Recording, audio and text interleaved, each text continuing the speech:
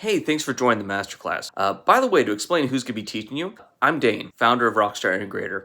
I work in online marketing for almost a decade at this point, both with coaches, consultants, e-commerce companies. So I really look forward to walking you through this. And with that being said, let's jump to my computer and get to it. If you're watching this video, you're ready to do some A/B testing like a pro. Now, once you get the PDF downloaded, I have it opened up in preview on my Mac. You might be using Adobe Acrobat Reader. What we're going to do is we're first going to test out what our hypothesis is. One of the biggest areas I see people tripping up when it comes to doing an A/B test is that they don't actually know what they're testing for. I know that may sound silly, but bear with me on this. When it comes to doing an A/B test, you need to have a control, and then you need to actually have what will be tested.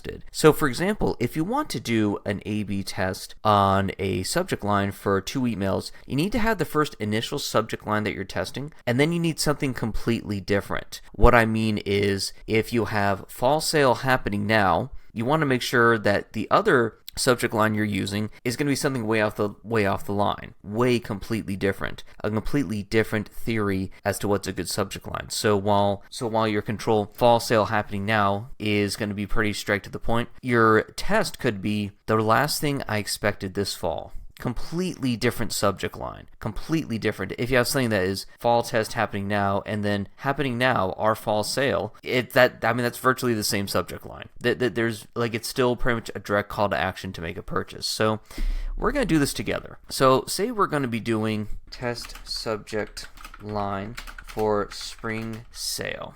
That is what we're going to be doing. What will be accomplished?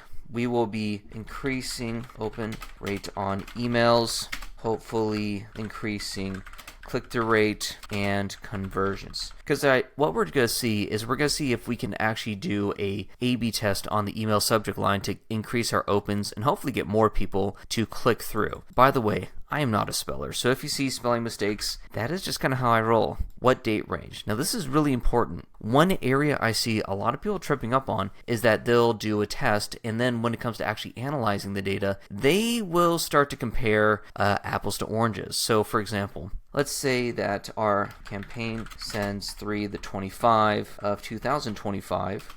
Compared date range will be 7 days after send. So that would pretty much mean 3/25 to, what was that, 4/2 or 4/3? Let's just say 4/3 for this. That means when we're looking at data, we're only going to be analyzing data between those dates, so we can actually make a really good determination about which subject line was actually the best. It could be also, there we go, initial data pull will be 24 hours after send. So what we have here, we're not going camping.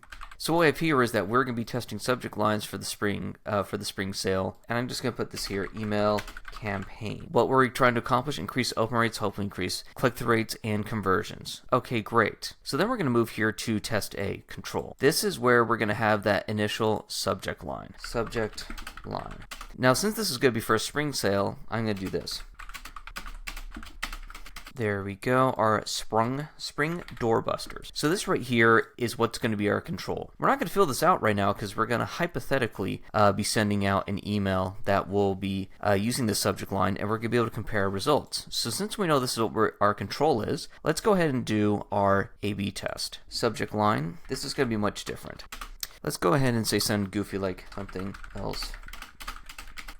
There we go, something way different. We have a direct call to action, and then we have something that is almost a little bit raunchy, if you will. You know, something else popped up this spring, and it's not roses. That's very different from here. So what I'm going to do is I'm going to go to my CRM, and we're going to pretend that we're putting this together. So I use ActiveCampaign. Your software will be similar. When it comes to setting this up, go here to split test. In ActiveCampaign, you can split test subject lines to and from, but you also can split test content. For the sake of this, we're going to be doing just the subject line. So test 1, test 1 is going to be our control, because then over here we have test 2. So since we already have this written out, test 1 is going to be our super safe one. This is going to be our usual subject line that we would have done normally. Now test 2, this is our actual test. This is where we're going to put in the goofy raunchy one, just to see if we can have a better open rate.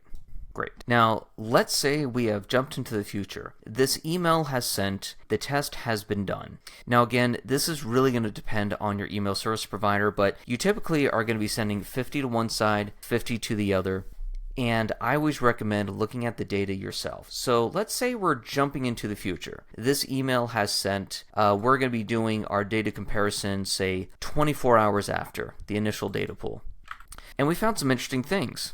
So now we're looking at the data. With our control, our test A email, we had a 38% open rate, which is okay. Pretty decent click-through rate of 3%, a conversion rate of 2%, a bounce rate of 0.4, and an unsubscribe rate of 0.2. Pretty standard, pretty normal. Now when it comes to our B test, where we're doing the raunchier subject line, we had a much higher 48%. So that sounds like, okay, we did the right thing. But if we take a little bit if we take a deeper look, we can see that the click-through rate was actually much lower. Probably because people are opening it because of such a off-the-walls subject line, but that subject line didn't match up with the content. You know, it's just like, oh, well, what do you mean when something's popping up? Oh, it's just a sale. Well, whatever.